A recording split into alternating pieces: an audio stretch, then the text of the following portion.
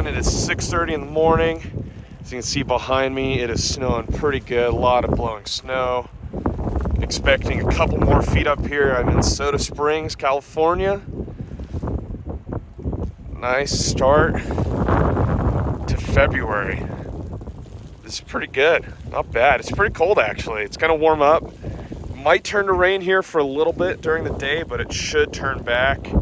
As you can see, flip around here, Foreigner's looking pretty good.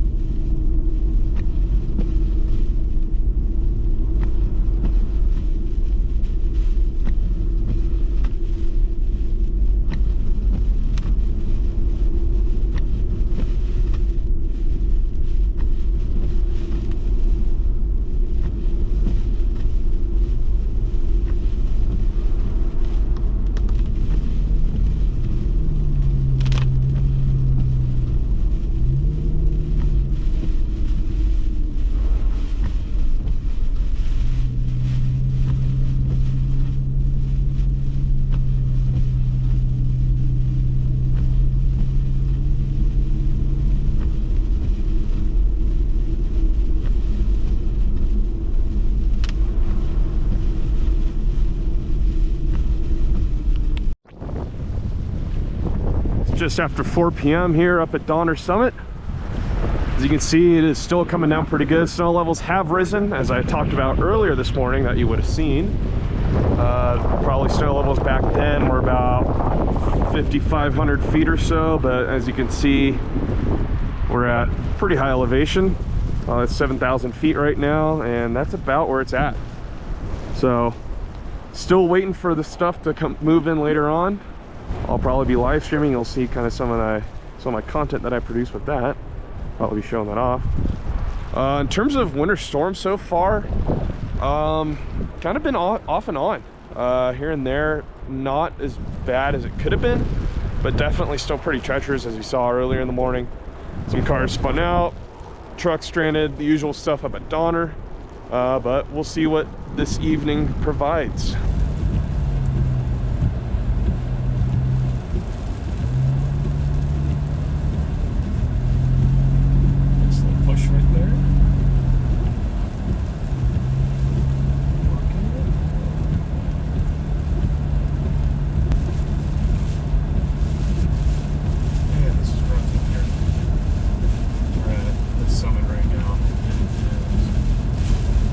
Slidey, and when I'm slippy slidey, it's pretty intense because I got really good studded snow tires.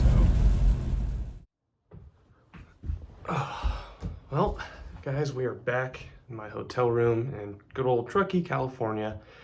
As you guys saw in that prior video, unfortunately, snow levels just kind of rose a little too high. Kind of was in the back of my mind that this could happen. It was one of the failure modes for this winter storm, and unfortunately happened. The way the plume was oriented with the moisture, it just was too south to north. Didn't have that sweet spot going right into the mountains where cold air aloft would kind of help out snow levels. A bunch of warm air came in, and that was that.